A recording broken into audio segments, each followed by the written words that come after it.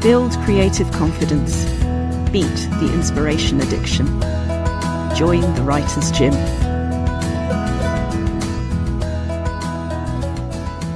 Hello everybody, Rachel Knightley here, your personal trainer at the Writer's Gym. Today we have Lee Murray ONZM, Officer of the New Zealand Order of Merit. Lee is a writer, editor, poet and screenwriter from Aotearoa New Zealand, a Shirley Jackson Award and 5-time Bram Stoker Award winner, a USA Today bestselling author with more than 40 titles to her credit, including novels, collections, anthologies, nonfiction, poetry and several books for children. Lee holds a New Zealand Prime Minister's Award for Literary Achievement in Fiction and is an Honorary Literary Fellow of the New Zealand Society of Authors. Among her recent works are feature film Grafted, directed by Sasha Rainbow, horror anthology This Way Lies Madness, Cuba Press, co-edited with Dave Jeffery, and prose-poetry collection NZSA Cuba Press, prize winner Fox Spirit on a Distant Cloud, the Cuba Press. Lee, it is such a delight to have you here. Thank you so much for having me. It is 6:20 on Saturday morning, but it's a long weekend this weekend that we're recording. So I've had a day off yesterday, so it's not too bad. I am not one of those writers for whom early morning is a thing. Are you? I prefer the early morning to the night for some reason. I used to be a runner years ago, and so I'd get up early to go for a run, and I got injured about a decade or so ago, and so I haven't run since then. But, so I got in the habit of getting up early and getting certain muscles working. And so I guess writing, it's a little bit the same when you get up in the morning and you sit down to your day job, which is writing for me. Then it's just getting those muscles working. So it's very interesting you bringing up that example of how running as part of your schedule was already kind of set there. Yeah, that getting up early or getting up and getting to your desk and getting moving and getting started on things. And I used to start with exercises when I was early writing. I used to start with free writing exercises. It was something that someone else suggested just to sort of get the juice going. I know I've got a colleague who reads poetry, who just starts his day with his coffee, reading poetry, looking at the water. A very famous writer called Jonathan Maybury. But for me, I used to do free writing, and that way I could didn't matter what it was, just get it on the page. And then sometimes I could take things from that free writing, maybe make a poem, or just kind of got out the things that were kind of running around in my brain. Maybe it was a piece of writing, but sometimes it was just, I need to remember to do this later today, and I had a sort of note or something of it, and it just started the flow of words. I like getting up and going for a run, which sort of gets the blood pumping. It sort of starts the flow of words when you get to the page, get to your desk, and you can just do some free writing. I don't do that anymore. I just sort of get to my desk and just open whatever it is I'm working on and just keep going. They're all summoning rituals, really, aren't they? That's another way of looking at it, that at some point you needed the free writing to get you there. But after a certain amount of time, maybe your body and brain just understand, desk, this time, this is what happens. Yes, I think so. I think it's a little bit like children, when it's time for bed. When I was a little girl, it's time for bed, so we have our bath, we brush our teeth, and then we get into bed, and then Dad would come and read us a story or tell us a story. And there was that bedtime ritual, and then he'd tickle us, and then we'd go to bed. But it was just that thing that where Dad would read us a story, and so that was kind of the signal to your body that it's bedtime. You need to relax now. Yeah. I still do that. I still always read before bed. I think it's very rare that I just jump into bed and then not read some passage or some bit of poetry, or I have a book on the go. I usually have lots of books on the go. I read for World Fantasy last year, so it was just books galore. But I usually have a book on the go, and also I like to mark passages and things that are interesting things, like themes that I like, or especially now with it used to not be so easy with print books, but now you can also get ebooks. And so, if I read in bed, I don't always have to mess up my nice book and put a post-it note, and I don't have to have post-it notes. I can just mark it on an ebook and keep that note electronically. Because sometimes I think it's a way of analysing writing, and it's a part of, even though I'm just enjoying the reading, it's sort of part of taking notes on the things that I like, techniques that I think, oh, this is interesting. Oh, I love this turn of phrase, or this is the best sentence in this book, or something like that. And so later when I go back, it's interesting to have those notes, like when I go back to look at the book for whatever reason, if I'm writing an essay or just revisiting the story, And it's such an important thing in a spirit of permission that certainly with a lot of the beginner writers that I work with, one of the things people struggle with is that sensation of, if I'm reading something and I like this, people worry they're stealing. Of course, you couldn't if you tried. Just finding permission. I think that's one of the reasons reading is such a wonderful thing, because it reminds you of the power writing has over people, that what you're doing for other people, this thing is doing for you. It's just so important for freeing all of your own ingredients, isn't it? Yeah. I mean, I think we bring our own lens to any piece of writing. I'm a third generation Chinese New Zealander, and so sometimes something will resonate in a book for me, but I know, being a first daughter and that whole weighing responsibility of community and service to family. And so, something might be in a book might trigger that lens. And so I'll make a note of it. I might be angry because, good fiction, good writing conjures emotion in us. So if I feel an emotion and it's worked for me, then those are probably where I'm taking a note. Because I think we all do bring that lens, whatever our lived experiences, that's going to influence how we receive a piece of writing, the things that resonate for us, whereas other people, that particular passage is probably, oh, I just read that, it was part of the plot and just carried on. I think that the lens that we bring to a reading experience will impact the way we write, the things we take from a text, and you've just got to be reading. If you're not reading and you're not reading widely, then how can you write? How can you understand how important and wonderful writing is if you're not reading? Yeah, it's so varied. And so, sure, there's some technical things, right? It's good to know about filtering, and it's good to know the techniques of show, not tell, and how to do a transition, and, why something looks clunky. There is some really good tools out there. But after that, there's so much freedom in how you write and the way you express yourself that is so unique to you. I think that's true. And it can still change. It's fluid. That's the other thing I learned really early on, is that, writing is so fluid. You can just go back and change it. It's a wonderful thing. It's not set in stone. It's not, you don't, this is the final version. I mean, I think that's the joke, isn't that it? Mythical beast. Yeah, final dot X.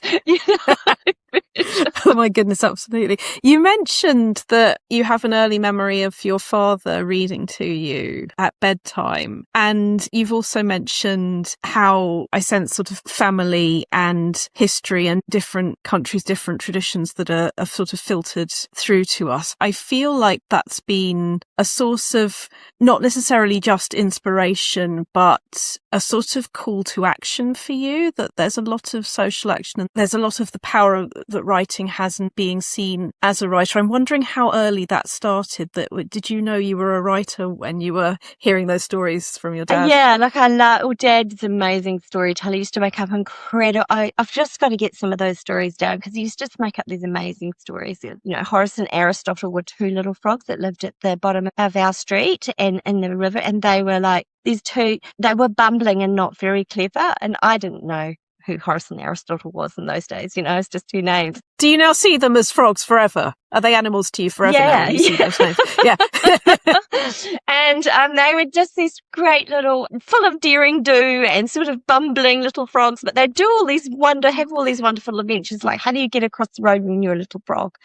And there are cars going past, and and they would scoot across on a piece of cardboard, and then how do you get to the counter at the ice cream store? They're all of those things, and they're just great little buddies that helped each other and problem solved, and that's kind of what storytelling is. There's a complication and then you solve it, and a complication and you solve it, and you find out about the character on the way. So I learned so much about storytelling from Dad.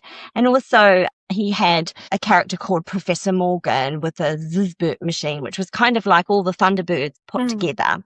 And Professor Morgan the mayor would come. He had this little workshop in his garage, which had a lot of the things that my dad had in his garage, bits of old wire and pieces of wood and barbecue plates and all the sorts of things. And Dad would write these stories about how Professor Morgan would take a zizburp and go around the world and solve the problems of the world. And when it moved, it went zizburp. Zzz-burp, zzz-burp. And so, we loved that because Dad would make all these wonderful noises, and it was all about problem solving and helping other people and, being the hero of the story. It doesn't matter how flawed and a little bit bumbling you were. Professor Morgan was a bit absent-minded. I just got to say my dad's name was Morgan, so of course he had to put himself in the story. And that's the other thing that I think I was slow to learn this. You need to put yourself in the story. When I was growing up, there were no stories. There was nothing that had a little Chinese New Zealand girl, living her life. There was no stories that I could identify with that told my story, that represented me. There kind of still isn't, and it's getting better. There, Asian storytellers in New Zealand doing some incredible things, but there was nothing to represent my lived experience. And so if I want to be in the story, I have to write it myself. Which is probably the best career advice anyone could ever give or receive, because when we don't see our place in the world, it can be so easy to think, oh, all right, sorry, and withdraw.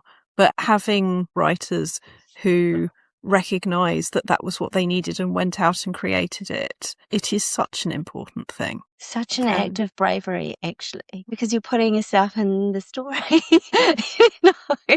And I think I needed the community first. I write for children, and so I started off writing sort of chick lit as well. But I kind of thought you're supposed to write what you know, and that isn't quite what it means. It means put yourself in the story. It means use your experience and your authentic experience, not what you think it should be, and not the sort of surface level. So I wrote a chick lit to start with, my very first book, which is my practice book. I learned so much from that. It was a book about, wardrobe malfunction and trying to run a marathon. I mentioned before I ran marathons, and all the issues around that, and it was kind of really silly and frivolous, and how do you carb load when you probably shouldn't be eating a muffin? What's the that kind of stuff. Later I realized that kind of wasn't what I wanted. I wanted to write the things that were important to me. So I learned a lot from that book. I learned that what I didn't want to write. And there was nothing wrong. Look, if you want to read chick lit and be totally immersed in some wonderful beach escapism or whatever, that's perfectly fine. That's an absolutely valid reason for reading. But I wanted to connect in a different way with readers. I think that's the thing. And so, you've talked about This Way Lies Madness, and I've suffered from, I'm an anxious little piglet, and I've suffered from sort of anxiety and depression all the time. And I feel strongly about connecting with people in that way. I'm not a serial killer. I'm not a monster. I'm just this ordinary person who struggles every day with my mental health. And so there are other people out there that feel that way too. We're just folks. And so I feel like reading and writing have this incredible power to connect people across the globe in different walks of life for different reasons. I'm so glad we are having this conversation because, as you know, with the writing coaching, it's not like you've got writing over here and everything in your brain over here, and there's this brilliant thick wall between the two, and then I wonder why I'm blocked. I have known people not realise the irony in there and put up this terribly grown-up wall so that they feel like they're being a grown-up with it. And then a lot of the work with writing coaching is bringing back the curiosity and mixing the colours, memory, imagination, emotion, fear being the drive of so much. And client in particular has really just sort of felt the penny dropping of what it means to give access for her character to get access to all of the things with her, because her anxiety, unfortunately, tends to not what if onto the page. So when I'm talking about thinking on the page, that's quite a new thing for her, and getting it onto the page is very, very hard. But I think what I'm seeing as she works through that is the beginning to see the page as a safe place, as somewhere that you can experiment, as the place where you can work it out, rather than it being all trapped in your head. And it's not that we get rid of the feelings. And it's recognizing that creativity and anxiety are using the same software, that it is all what if, and that you've got interesting things and you've got fears and you've got a view of the world, that it is for you to get that onto the page. That's really, really interesting. But editing's the same, isn't it? Like my colleague Brian Matthews is a psychologist and also a very, very talented horror writer. And he says that you use the same part of your brain for overthinking, for rethinking, and that you do for editing. So that's really interesting because I love to edit. I think I'm more of a natural editor than I am as a writer, because you're overthinking, you're considering it again, you're rewiring it. Can I ask you a bit more about that? Does anxiety shout louder in writing than in editing and rewriting? That's a good question. I think if I can get in that ADHD, neuroatypical zone of sort of, sometimes I get in that place where, I'm hyper-focused and I don't really think it's either of that. The anxiety is not speaking, it's quiet because I'm in that hyper-focus moment. Yeah. And so I'm just doing it. So maybe it's a way of quietening those things. But with the editing, there's the thing, I noticed that. And there's the thing, I noticed that, which is kind of maybe that ADHD thing, where lots of stimulus and we're satisfied because I caught that. I should fix that and polish that. I caught that. Good for me. And maybe that's part of that psychosis. I need to investigate this a bit more because I haven't really thought about it hard enough. But I do think editing is a little bit easier. Maybe also because you're editing somebody else's work. So perhaps you've got a bit of distance from it. Whereas if it's your own work, it's harder. Yeah, that's a really good question, Rachel. I'm probably going to overthink it for weeks now. Please let me join you. I mean, I will be telling all of the people I talk to about this anyway, but just looking at your list of awards, hearing you, and this is always so valuable, hearing you say exactly the things around anxiety that people who are beginning writing and going, I couldn't possibly because anxiety, because uncertainty. And it's not about not having those things. It's about allowing your voice to be your own, bringing it into your life. What can you use from that? Stephanie Wojtowicz is a horror poet from the United States, and she does a wonderful workshop. And if you get an opportunity to do it, I really would recommend it. It's called Writing from Your Trauma, and talking about writing poetry. And for me, I've been slow to come to poetry. Someone told me very early in my career that I wasn't a poet and that I should stick to my knitting, which was prose. But I wanted to write beautiful prose. I don't think it was unkindly meant. I think what that person was trying to tell me was you should focus. You're all over the place. You need to focus. Or how can you have a career if you're all over the place? Which is probably a good question I should probably investigate because I am all over the place. Can we just say 5 times Bram Stoker Award just one more time? Shirley Jackson. 5 categories, I think it's in. So all over the place. I'm going to whinge about this for one more minute. It's so useful for people to hear that the awards stack up and the should fairies are still flying around your head. I wrote a thing called Shooting the Should Fairies a long time back now, and that's how I see them. So I do write poetry now, and I do call myself a poet. It's funny, I didn't really call myself a poet really until, I got one of those Bram Stokers. And that's the thing, I thought I had to stick to my knitting. I thought I should be a writer of prose. But actually, I kind of think that poetry is the essence of beautiful writing. It's the imagery, it's the metaphor, it's those unusual structures that pull us in. And so I would go to all these wonderful workshops by my colleagues, about how to make beautiful poetry, which I would try to infuse into my prose to make my prose sing. But I went to this particular one where Stephanie sort of explains how you can draw from your trauma in order to serve your writing in ways that are beautiful but also visceral and ugly, because poetry is all about feeling, isn't it? And feeling needs to not have to be beautiful. That is the beauty. Yes. And so it was so freeing when you meet colleagues who can sort of say, hey, you can do this, it's okay. For some reason we all kind of need permission. What is it with writers that we need permission? And what is it with writers that we for so long think the permission we're looking for can come from somebody else? So we'll be looking for it. And this is why listening to you is so lovely, because when you were talking about the running and then using that time, I can hear that you have found the getting of permission from the self. Well, no, not really. Not entirely. Well, never entirely. You're a human being. No, it's just, well, I think there are other aspects to it, and I think we need to think of the sort of practical. So my dad said, "Oh, don't be a writer, darling, because you can't make a living from writing." He's kind of right for most of us, like it's really, really hard to make a living in this business. And so I went off and got a proper job. I became a scientist. I did a couple of degrees in science and I got a management degree, and because that's a proper job. Like it's a proper, not the arts, which is sort of all kind of airy-fairy and creative. So that voice is still here? Yeah. That it's not a proper job, darling, sort of thing? Well, how many people, like, it's a hobby. People talk to you when you meet them. You say you're a writer and they go, "Oh, I like to write it. Oh, I do a bit of..." I don't want to belittle people's writing, but it's like they kind of think it's your little hobby on the side, and it's not. I had to get past that too. It's like my husband at one point said to me, "You need to stop talking about maybe writing one day and just write. You need to go and do it."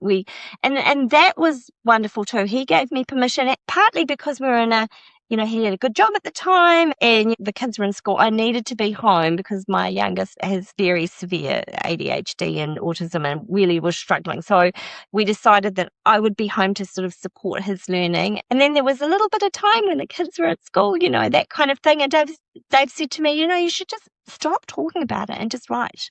You want to do it, just do it."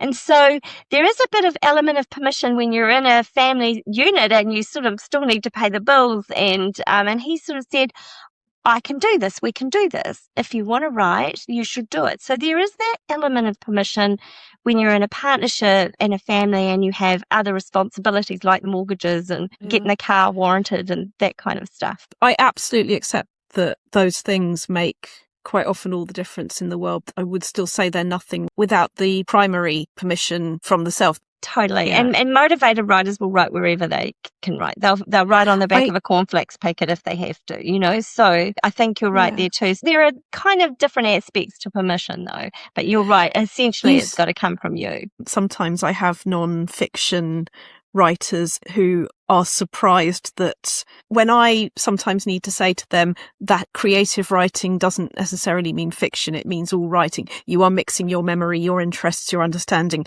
in order to deliver this story, which may be a true story, which may be instructional, which may be anything. And as you say, science is creative, not just in the writing of, but having to think, how do we do the thing we want to do? This is all about creativity, and it's so much more linked than sometimes people maybe give themselves permission to realise. Would I have done it differently? So I always moan about Dad saying you should you should get a proper job, and poor Dad, I blame him for a lot. But really, would I have been the person I am without it? And you did mention the stories as well, that there's obviously quite a lot. He was a big influence in a number of ways, and it's not a goody-baddie thing, is it? No, and he told me all those parts of telling a story, the beginning, the way you start a story and then where you finish it, and also lots of humor and different voices but always that here's a complication, how are we going to solve it? How are we going to get past this? What now? Oh, and it's even worse. And then, that's just great story structure, isn't it? I learned that from Dad. So there was that. And it is a bit like being in a toy shop, really, because everything I find fascinating involving how we hold ourselves back and how we can learn not to hold ourselves back. This is why I love this job, is speaking to different writers. And while every single writer does it a bit differently, has different circumstances, responds to different times of day, responds to different pens, for God's sake, everything, it's always unique, but there's always also an awful lot in common. I know I've said this a lot, but I do think it's so important for people to hear is that I look at a biography like yours, and when I sort of started, I'd have seen a biography like that and gone, oh, I couldn't possibly have a conversation with them because they're big. But, that goes when we start to realise everybody's a human being. Everybody, please God, achieves something, still worries about stuff, still has their own struggles. I think it is important for everybody out there, regardless of how much experience or lack of, to know that it's not that somebody comes and sort of whispers. It's a bit like adulthood, isn't it? Nobody comes and sort of whispers, now you're an adult, now you've got the memo, and it's all sort of, we all just keep discovering. What are we going to do when we grow up? Exactly, yes. I think the bio thing is weird. When I got my first Bram Stoker, when you get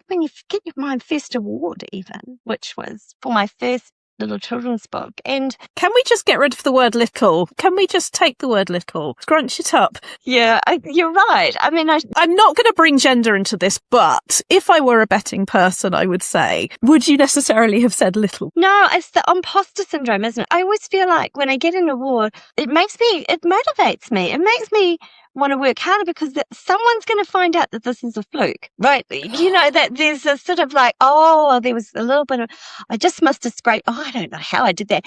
And then you think, well, I'm just going to, look, I don't want anyone to find out that was not, you know, that shouldn't really have happened. So I just have to keep proving. I don't know. No, that makes sense. It's really interesting. I did have one guy tell me why one of his 2 BAFTAs didn't really count, and that was quite funny.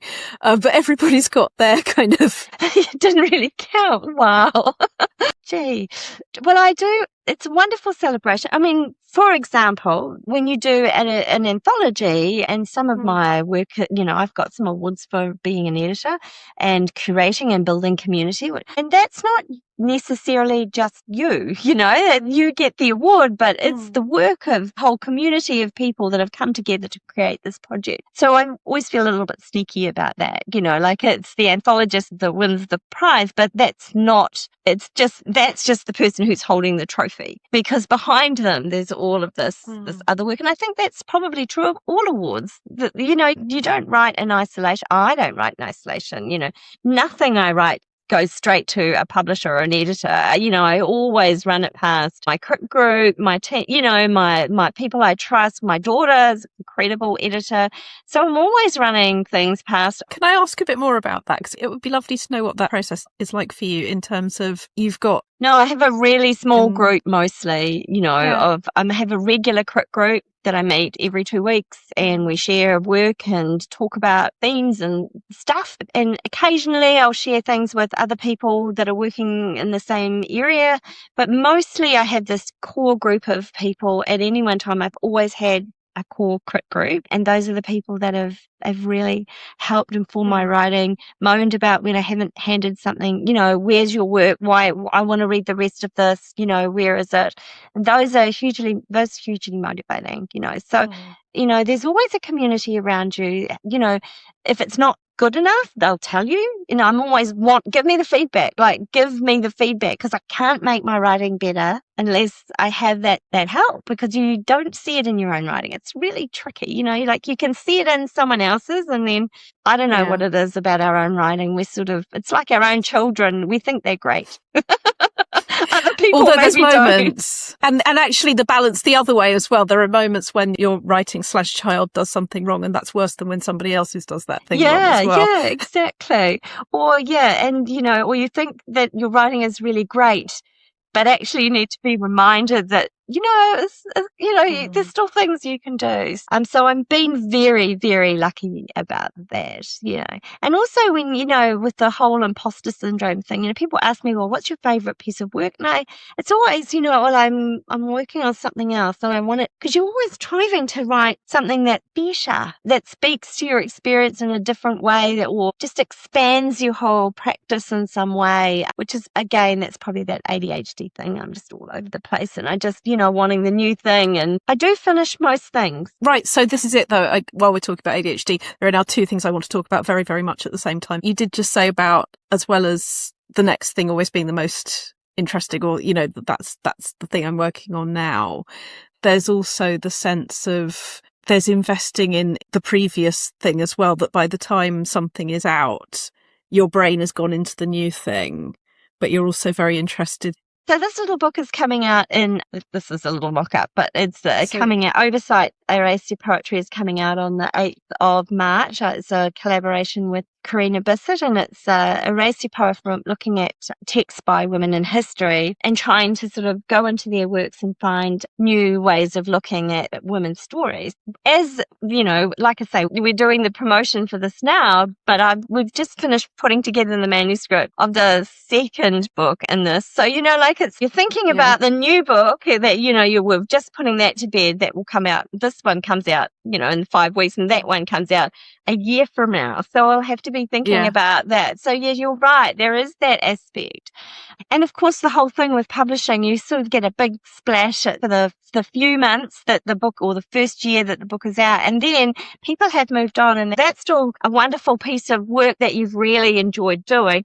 And maybe you're teasing threads from that because, we build on our practice, don't we? We sort of, my work in Asian diaspora horror is really, that has been that. We started with Black Cranes and then Tortured Willows and then Unquiet Spirits. So we went short stories and then poetry and then essays. And then I wrote my own prose poetry collection, Foxbird on a Distant Cloud, and reading all over the place, other writers and building a community. Your practice builds on these projects. Then you spin to the next thing. Well, no, I don't mean spin. I mean, you sort of layer and you sort of create depth and,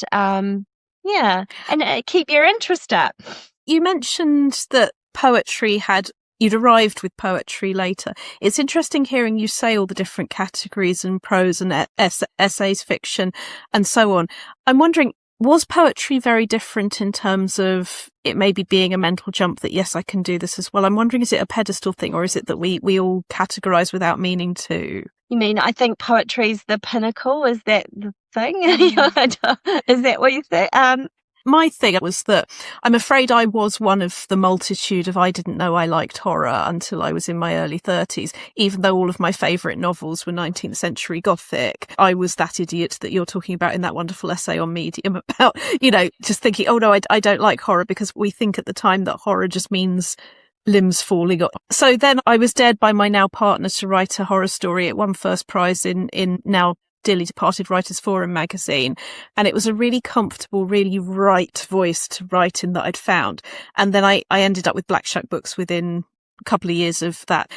One of the reasons I'm very glad that happened to me is it does make me aware of any time we think I'm not the kind of writer who, regardless of where that's coming from, regardless of whether that's a sort of assumption about a genre or a pedestal, or whether we're looking at something being impressive. I think I hope I've got a mission in my head to spot things like that and rip them to shreds, really, just be every kind of writer, do whatever interests you. Yeah, we kind of, look, even just stepping into writing and writing fiction, because I'd come from science and I'd been writing papers and, essays and, and that's all about rigor and even qualitative, I came from science, like hard, so sciences. And so you look at social sciences with qualitative research methods and you think, oh, that's a bit airy-fairy. So I had a really hard lesson to learn. And, when you see people, you'll probably see this in your practice, Rachel, who have moving from, say, journalism or fiction or, non-fiction writing to try and sort of bridge the gap and maybe do some creative writing or hyperfiction, and how hard that is to get into that storytelling mode, that sort of show not tell, to get into the feelings with nonfiction. In some cases, because in my head as a scientist, I kind of thought, oh, well, that's okay. Because nonfiction, I even said this to a very famous essayist. I said, yes, but nonfiction, you just put the facts in. You don't have to put yourself in there. So now I'm kicking, I just cannot believe I said that. Talk about naive, Of course you have to put yourself in the writing. If you don't, it doesn't resonate for anyone. But anyway, so there's a lot of unlearning to do because of all of these institutions that we come through, and we're socialized in this way by dad, get a proper job. And then you're socialized by, I came through science. So your writing needs to be rigorous. It has to be backed up by citations and, which of course it does. But, you can also write it in a beautiful way. It doesn't have to be a hard sentence. It's rediscovering that joy, isn't it? Yeah. Rediscovering the joy, but really the curiosity. I put poetry in everything. I write essays, I put poetry in. I write forwards to people's books, I put poetry. A poem can go anywhere. Look, it's very interesting. And also, here's the thing. Again, permission. I just do it. It's like do it and ask permission afterwards. I'm lucky to have worked with some really great editors who are really open to innovative things, because I have put in whole prose poems and said, here's a story. It depends what you call a story, but they've said, oh, okay, that's a lyrical way of writing. Or I've written, put poems into, action adventure stories. And, you just give yourself permission. You could just dare to have a go. I think that's. Have a go. And that applies to life off the page as well. I realise we haven't talked about you being an ONZM because I was new to it. So I'm sure other people will be new to it. So this behind me, that I can't move my camera because it's on the screen, but that there is the warrant that came from the Governor General. So that's basically the warrant of my medal. And here is the medal from the King. Wow. Yeah. If anyone is not watching on YouTube, I suggest they go over to YouTube for this bit and come back after. So that is for, I don't know. I'm pretty sure in New Zealand I am the only person who has an Officer of the New Zealand Order of Merit for services to speculative fiction and horror. So I'm super proud of that. So that I got that for, basically for work in the community and supporting our literary community. And can you tell us a bit more about that, about what you did and do? Oh, I think it's a lot of mentorship work. For 10 years, I worked with my colleague and we ran something called Young New Zealand Writers, which sort of offered writing and publishing opportunities for young people. And I think we did 18 anthologies and a couple of, new first-time novelists. And we ran writing competitions and workshops, and one-day workshops once a year, but we wrote 2 writing competitions for secondary school students every year, and we had up to 1,000 entries, and we wrote individual feedback for every student who submitted a story to us. So that was just a massive task for a decade. And then COVID hit and it sort of got very difficult. So COVID, we ran one online series of workshops, and then we had to we put it aside. And then after COVID, we shelved that because we were a bit exhausted. But yeah, and that was just all colleagues and just all unpaid, not for profit. So I think that had a lot to do with it, and a lot of my mentorship work and just community building, I think. And sort of also, here's the rub: when you live in New Zealand, nobody knows you. You're so far away, you can't get to anything.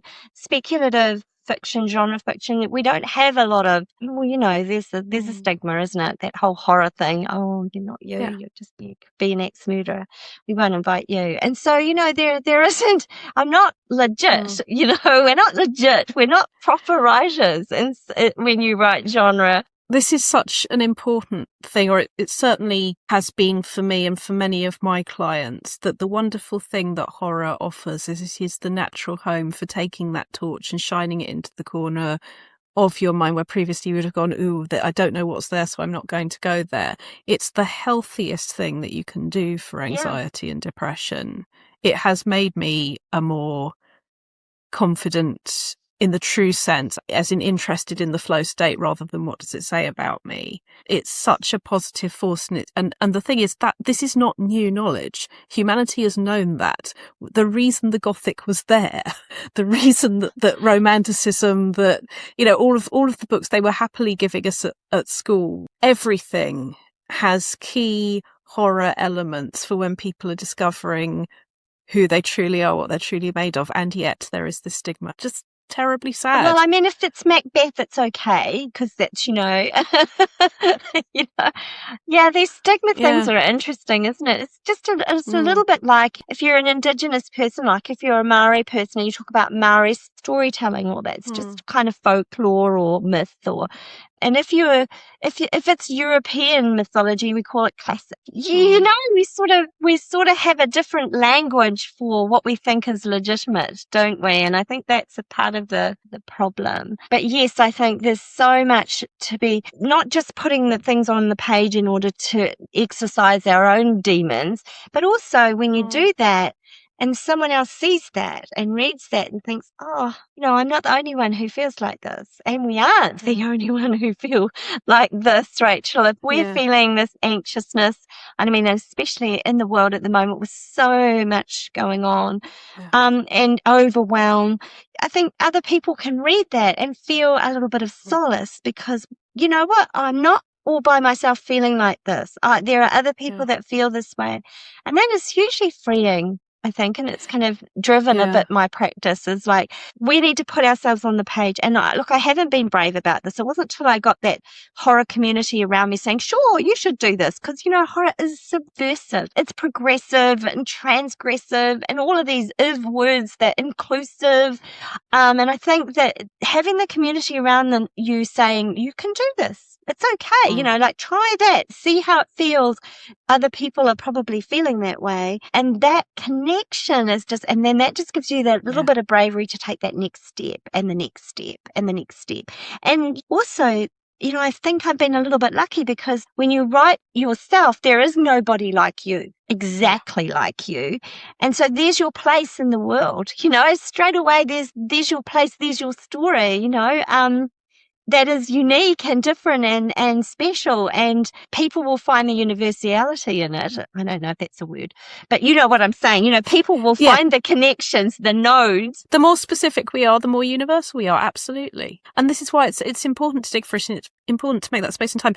Anything, I don't know if I'd say it's tips, but just anything that sort of worked for you in terms of boundaries with writing. Because for me, if the door is shut, that means the door is shut and I'm writing or I'm coaching. And that's been really important. There are certain hours of the day that work and don't work. And my partner and I we're not evening work. We stop at a certain time and family time happens. How have you stayed sort of relatively sane, but also relatively creative? Is there anything that you'd throw out there for us? I don't have any boundaries. I'm absolutely hopeless at boundaries, and I probably should be asking you for tips, Rachel, because I work all hours and I just, no. And if someone sends me, if a colleague sends me a request to write a blurb, I'm like, they'll send it, and by the evening I'll be reading it because I can't wait, and I'll be putting off my own work because there's this thing and they're waiting for it. So I'm really bad.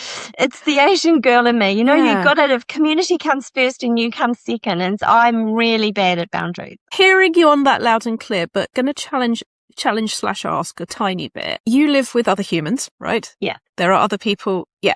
And you see the other humans sometimes? Yes.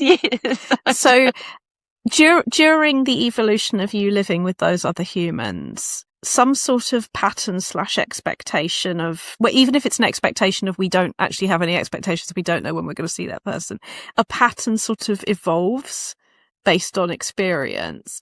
Like if I were asking one of them, is there sort of time when they know they're going to see you, or does it just not work like that? Yeah, no, I mean, I do a day's work, and sometimes after dinner I'll come back to my desk, I'm a really slow writer. Like, I wish I was fast, I wish I could do that spew manuscript where you just sort of spew all the words on the page and then go back and edit it after. I don't do that. I don't. What sort of, if you're not I call it vomit draft. I guess that's the same thing as spew writer, isn't it? You're not a fan of vomit draft. So what's I'd love to be a fan of that. I mean, I am a fan of it. I wish I could do that, but it doesn't just pour out of my head like that. So it's just what happens? I write the sentence and then I edit the sentence and then I write the sentence and then I edit the sentence. So it takes That's so me all interesting, day. because I would have thought the opposite for you, because and this is just me being completely wrong, and this is just a wrong assumption, but with ADHD and the ploughing through, I would have expected. I talk about it like paint on the canvas. For me, it's trying to get that base coat and then fill in the blocks. And so, if I can get 1,000 words done in a day, that is a miracle. But mostly, I'm 500 word a day, which means not a lot of output. And then when you've got community work and stuff in and around in the mix, like I think last year I wrote 2 short stories and maybe an essay. That like I was so busy with, I'm going to say 5 or 6 judging gigs on top of the World Fantasy Awards. So it has been, my boundaries are rubbish. The thing is, I would love to. The things that I would be asking in a longer conversation would be, are they rubbish, or do you just know what works for you? Because not every relationship communicates through communication. Some relationships communicate through action. I'm a massive talky person. My partner, left to his own devices, he is not a talky person. He is a do it and hope that people understand. So we've sort of adjusted based on that. And I'm just wondering, is it that, or is it? I mean, don't get me wrong. I don't think any of us do it perfectly. There's always stuff we can choose to do more of. And I have every respect for wanting more boundaries, and that's completely fine. But I'm just wondering if it is that you need them, or is it that you actually know what works for you and you've got your space and you've got your world, your writing nook world. Look, I do finish things. Mostly I finish I've got a novel that's sitting there that I can't work out. It's a pantsed novel, and I've got my character into he's hanging off a helicopter somewhere, and I just don't know what to do next. So he's sitting there tapping his watch. Yeah, he's been there about a decade, and I'm probably not going back to him. But, and I've got a couple of poetry projects on the go, and I've got some pitches for ideas for things that I'd like to work on. And, but generally, once I start something, I usually finish it. If I start on a novel, I generally finish it. If I started, a poetry collection, I don't have hundreds of manuscripts sitting around half done. I've got quite a few funding applications for projects, where you've written 10,000 words just to get to say, this is what the project will look like, that haven't gone anywhere. But basically I've got, mostly I finish things. So maybe it doesn't matter. Maybe the fact is that if someone gives me a commission to write a short story, then I get the short story done. It's rare that I don't deliver. See, this for me is the permission thing, right? That there are people out there who maybe don't have any boundaries around their writing time or their expectation to go and do their 500 words a day. And they are not finishing things. What I'm hearing here is someone who is saying they have no boundaries, but has made space for writing in their home, has made space for writing in their time, understands, which you very clearly do very deeply, that it's not going to happen unless you happen to it and you finish things. Yeah. And that for me is the difference. It's people who know it's that A, they need to finish things, and B, they need to finish things, that the thing isn't going to finish itself. That's what beating the inspiration addiction is about. Build creative confidence, beat the inspiration addiction, join the writer's gym. It's about knowing that you don't need to wait until you feel perfectly confident or like you've got all the time in the world before you turn up to the desk. Oh, you mean like those people who rush to do their housework when they're supposed to be writing? Those people, writers supposed to have the cleanest houses, right? Because you got to make sure the laundry's done before you sit down and start writing, because you have to clear your laundry basket before you've got a clean page. I totally get that. No, I don't do that. No, the laundry can wait, so that's okay. I don't mind that. Now that is the writing tip to end all writing tips. The laundry can wait. It'll still be there tomorrow, the laundry.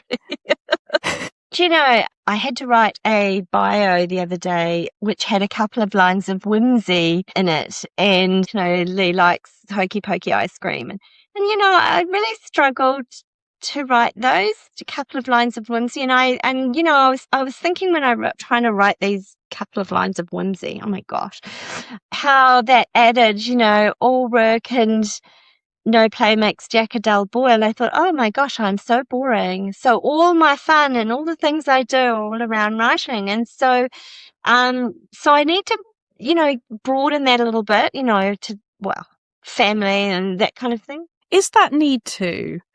Is that a want to, or is that a should fairy? Because to me, it's the word hobby is the problem, where people go, my work is over here, my hobby is over here, and all work is writing. That, to me, as a freelancer, the absolute gold standard of how to have a working life is for it to be about the stuff that we love doing. And I'm just thinking, if your hobbies are your work, I mean, God knows it's great to bring in other stuff. Like, I'm a terribly bad beginner guitarist, and I also paint and draw and I do other things. But, what it's all about is your career reflecting who you truly are. But I don't really usually talk about it as a career. I just say I'm a writer because it's me. But when you go to some kind of function and, that's all I have to talk about. You've won an Order of Merit, not just for writing, but for making writing make social change. You're a writer, editor, poet, and screenwriter. You're a Shirley Jackson Award and Bram Stoker Award winner. You're a USA Today bestseller with 40 titles to her credit. I'm not going to keep going because I think people get the idea right now. And I just want to wave a massive flag for the fact that we will have a go at ourselves regardless. Yeah. That you could win another 10 of everything. I don't know if legally you can do that with the medals, but in theory, you could get another 10 of everything. You're still going to be having a go at yourself because you're a human being. Yeah. What I'm saying about it is I'd like a bit more balance maybe, so I have other things to talk about at parties, other than, because when I came to World Fantasy last year, I went and saw some friends that I hadn't seen for 30 years because I did live in the UK for a short time. And I went to France afterwards and saw some friends there. And, people go, "Oh, you're a writer?" And I go, "Yes." And then they say, "Well, you've been writing horror." And I go, "Oh, I've been writing horror." And they go, "Oh, I don't read that." And so then I have nothing else to say because they have completely dismissed me. It's the whole essay. I don't read horror, and other weird tales. I've completely dismissed me out of hand. You've got nothing to speak to me about. You've got nothing to say that I want to hear because I don't read that stuff. And so I felt a little, and these are dear friends, and just. And the thing is that if you're playing the long game, I don't know if you do this. I'm guessing you've done this from time to time, but playing the long game of, did you not read? Or, I noticed you like that book. What about the key plot point with? And then they realise they do like horror. Do we get an introduction to the dog? Because I hear a dog. Say hello, Bella. Oh, hello. Please introduce us. This is Bella. Hello, Bella. Say hello. No, she can't see the Hello, screen. Bella. They're hopeless at dogs with the screen. Please give her an extra stroke from me. She sits in the small of my back and makes a nice little lumbar cushion. Yeah. What breed is she? She's a Sioux, so cross between a Jack Russell and a Shih Tzu. Yeah. Lee Murray, thank you so much for joining the Writers' Gym and bringing Bella. Thank you for having me. It's been a joy. Thanks so much, Rachel. You've visited the Writers' Gym with author and coach Dr Rachel Knightley. Production and sound design are by Ashley Lexine, and theme music is by Chris Gregory. To join a Writers' Gym workout online or in London, as a guest or as a member, visit writersgym.com or email thewritersgym@rachelknightley.com.